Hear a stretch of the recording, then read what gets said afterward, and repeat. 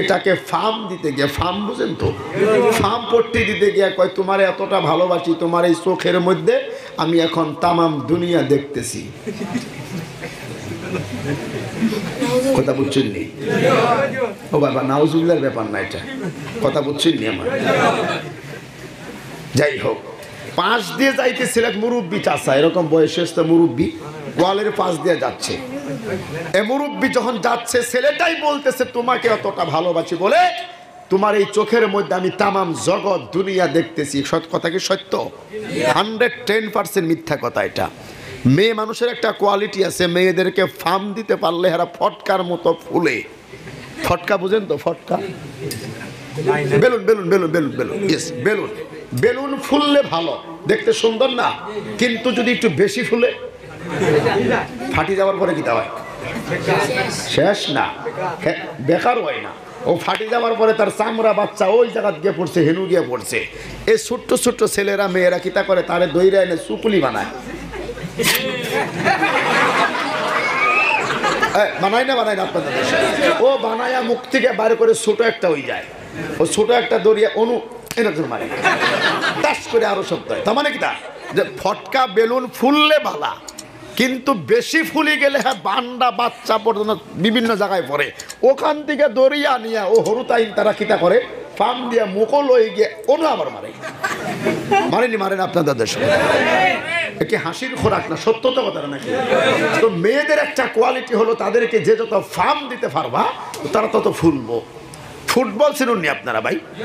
ও football একদিন কেউ জিজ্ঞাসা করেছিল, ভাই তুমি তো লাত্তি খাও কি তার লাগি? লাত্তি খাই না, ফুটবলে লাত্তি খাই কি খাই না? বলে তুমি এত লাত্তি কি তার লাগি খাও? তখন ফুটবলে জবাব দিছিল যে আমারে অন্য জনে ফার্ম দেয়, ও ফার্মে আমি ফুলি। মানে ফার্মবর দিয়া অন্য জনে ফার্ম দেয়, ও পামে ফুলি কারণে দুনিয়াতে অত লাত্তি আমি খাই। বুজুর্গ দোস্ত, সম্মানিত পিয়ার হাসরিন, এই পৃথিবীর জমিনের মধ্যে আমি আল্লাহ তাবারাক ওয়া তাআলার নবীজিকে দুনিয়াতে একজন মুসলমান হিসাবে আমরা নবীকে ভালোবাসতে হবে। মাফ কাটি, বুঝছেন তো? মাফ কাটি। ছেলেটাই মেয়েটাকে বলে তোমার যদি আমি না পাই খিতা করবো, মরি যাই মুখ, এটা একটা মাফ কাটি মেয়েটারে দিচ্ছু। ও মেয়েটার ছেলেটাই বলে তোমার চোখের মধ্যে আমি তামাম দুনিয়া দেখি। আর পাশ দিয়ে যায় এক মুরব্বী, ও জায়গা দাঁড়ায় গেছে, আর লড়ে না। গুড়িয়া ছেলের ও বাতিজার কাছে গিয়ে কয়, ও বাতিজা, তুমি ও মেয়েটার চোখের মধ্যে তামাম দুনিয়া দেখতে আসো। আজকে 3 দিন যাবত আমার একটা ছাগল আড়াই গেছে গিয়া। কি আড়াইছে? ছাগল। ছাগল আজকে 3 দিন যাবত আমি তালাশ করি আর কোথাও পাইছি না। দয়া করিয়া তার চোখের মধ্যে একটু দেখিয়া দাও আমার ছাগলটা কোথায় আছে। এই যে মাফ কাঠি, আল্লাহর নবীজি পৃথিবীর কারো হাতে এই মাফ কাঠি ছেড়ে দেয় নাই। জোরে খাও সুবহানাল্লাহ। নবীজি সাল্লাল্লাহু আলাইহি ওয়াসাল্লাম কইত্রা, এই পৃথিবীর মাটিতে আমি নবীজিকে ভালোবাসবা কত দূর পর্যন্ত? মি ওয়ালিদিহি ওয়া ওয়ালাদিহি ওয়ান নাসি আজমাইন।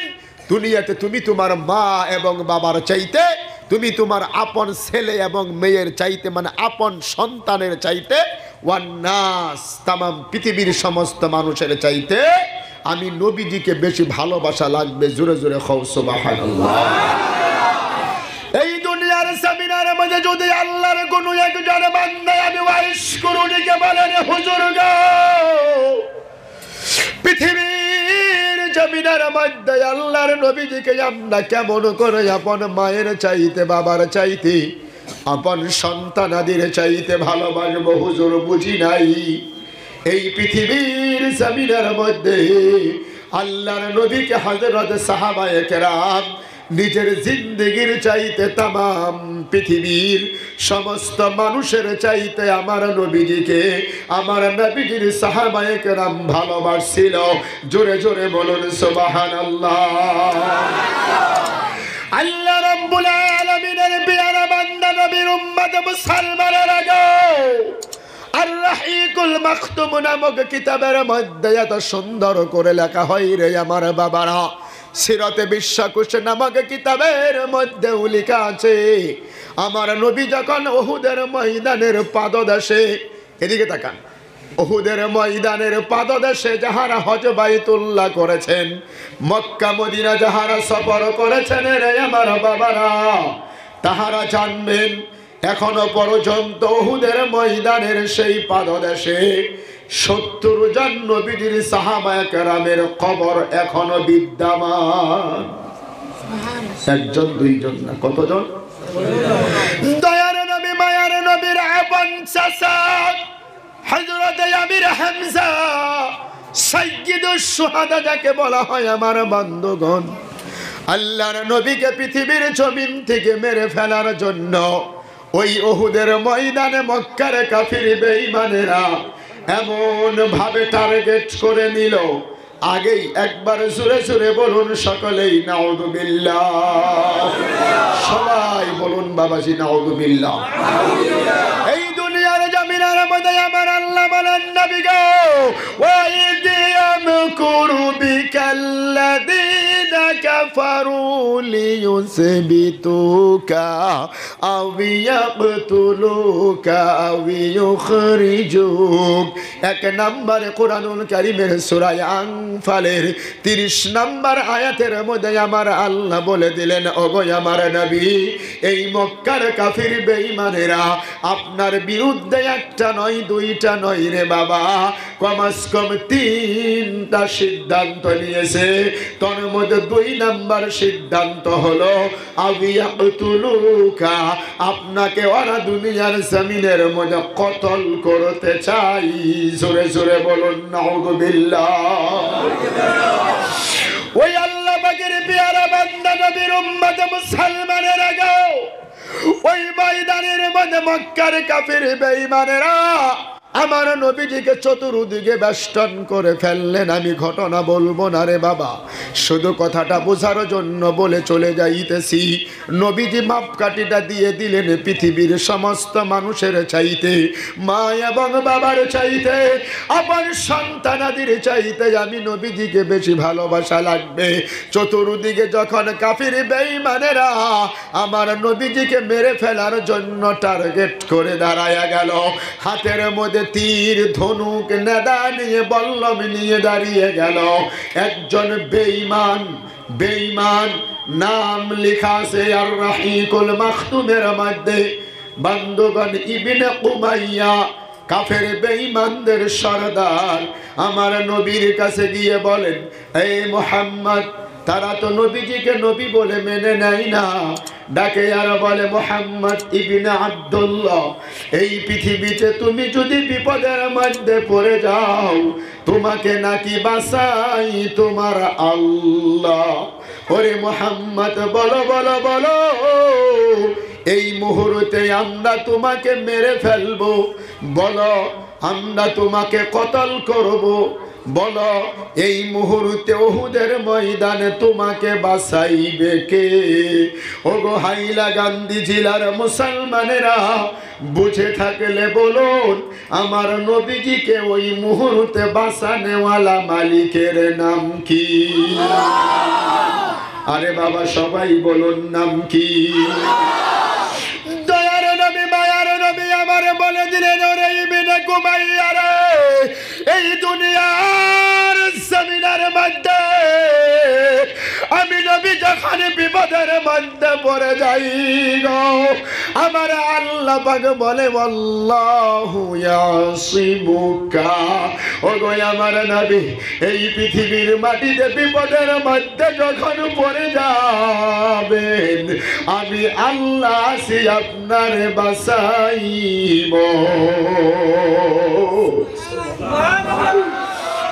নবী আমার বলতে যেন রে ইবনে কুমাইয়া রে, আজকে এই উহুদের ময়দানের মধ্যে আমি নবীজিকে বাঁচানেওয়ালা একমাত্র কেবলমাত্র শুধুমাত্র মালিকের নাম হলো আমার আল্লাহ। আল্লাহর নবী বলে, ওরে ইবনে কুমাইয়ার শোনো, কিন্তু উহুদের পরিবেশ তো বেশি ভালো দেখা যায় না। এ বাবা আমার দিকে তাকান, উহুদের পরিবেশ তো বেশি ভালো দেখা যায় না। আমাকে মনে হয় আজকে কি যে হয়ে যায়। আল্লাহর নবী বলতেছেন, ওরে ইবনে কুমাইয়া রে, আজকে যদি এই উহুদের ময়দানের মধ্যে আমি নবীজি যদি শহীদ হয়ে যাই, আর আমি নবীজির কাঁচা রক্তের বিনিময় ওই কিয়ামতের ময়দানে যদি আমার আল্লাহ আমার উম্মতকে যদি মাফ করে দেয়, আমি নবী আমার উম্মতের জন্য একবার নয়, দুইবার নয়, 100বার শহীদ হইতেও রাজি আছি। আরে ভাই জোরে বলুন সুবহানাল্লাহ। দয়ার নবী মায়ার নবী আমার বলে গো, যদি ওই কিয়ামতের ময়দানে আমার আল্লাহ যদি আমার উম্মতকে যদি মাফ করে দেয়, আমি আমার উম্মতের মাফের জন্য একবার নয়, দুইবার নয় রে বাবারা, 100বার শহীদ হইতেও রাজি আছি। এই কথাটা বলার লাগে ইবনে কুমাইয়া অর্ডার দিয়ে দিলেন, তীরগুলো মারতে শুরু হয়ে গেল। আল্লাহর নবীর চতুর্দিকে বেঈমানেরা দাঁড়ায়া আমার নবীর দিকে যখন তীরগুলো ছুড়ে দেয় গো, আল্লাহর নবীর সম্মুখে একজন মাত্র সাহাবা, নাম ছিলেন হযরত আবু তালহা। এই পৃথিবীতে জান্নাতের ওপেন টিকিট পেয়েছিল, আশারায়ে মুবাশশারার ভিতরের মধ্যে একজন আল্লাহর নবীর সম্মুখে দাঁড়ায়া আছে। আবু তালহা নজর করে দেখে, বাবা কষ্ট হচ্ছে আপনাদের, আবু তালহা নজর করে দেখে গো, এই তীরগুলো যদি আমার নবীজির শরীরের মধ্যে যদি লেগে যায়, আমার নবী এই পৃথিবীর জমিন থেকে বিদায় হয়ে যাবে না। না, আমি আবু তালহা পৃথিবীর মাটিতে বেঁচে থাকতে আল্লাহর নবীর শরীরের মধ্যে একটাও তীরের আঘাত লাগতে দেব না। ওগো আমার দয়ার নবীর উম্মতেরা, মুসলমানের আগে একটা চিৎকার বেড়ে আবু তালহা আমার নবীজিকে এরকম করে বুকের মধ্যে জড়াইয়া ধরলেন। জড়াইয়া বোঝেননি বাবা, বুকের মধ্যে আঞ্জা দিয়া ধরিয়া এমন করে বুকের মধ্যে পাঞ্জা দিয়া ধরলেন।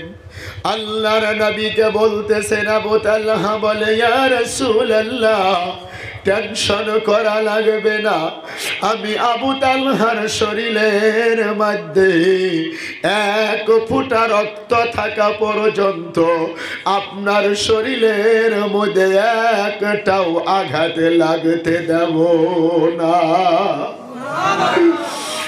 দয়ার নবী মায়ার নবীকে এরকম করে বুকের মধ্যে চাপা দিয়া ধরলেন রে বাবারা।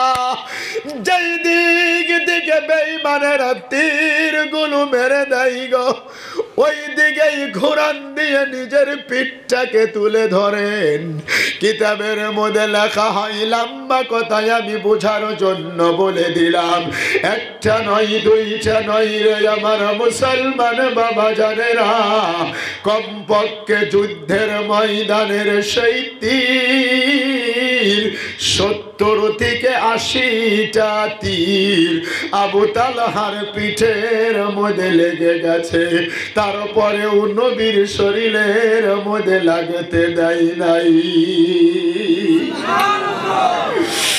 এই যে বেঈমান বিনে ঘুমাইয়া দাঁড়িয়ে আছে, এই বেঈমান যাই নজর করে দেখে গো, একটা তীর তো আমার নবীজির শরীরের মধ্যে লাগলো না।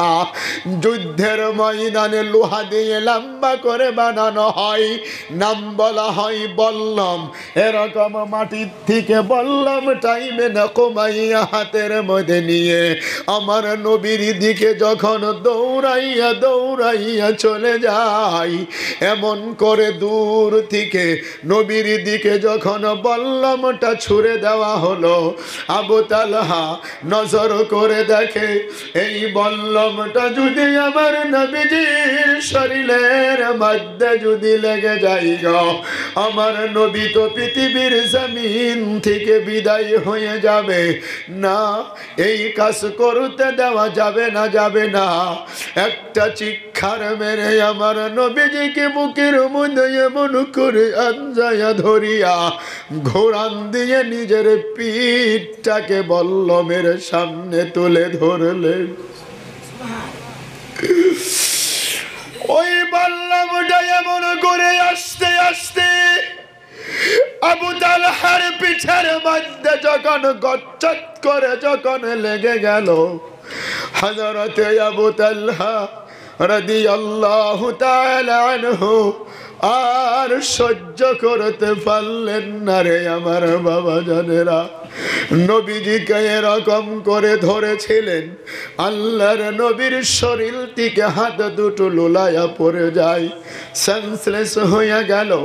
অজ্ঞান হয়ে যখন মাটির মধ্যে নিস্তেজ হয়ে লোলায়া পড়ে যায়, আমার নবী ডেকেছিলেন আর বলেছিলেন, রে ইবনে কুমাইয়া রে, ওরে আবু তালহা রে, কি হয়ে গেল বলো বলো বলো।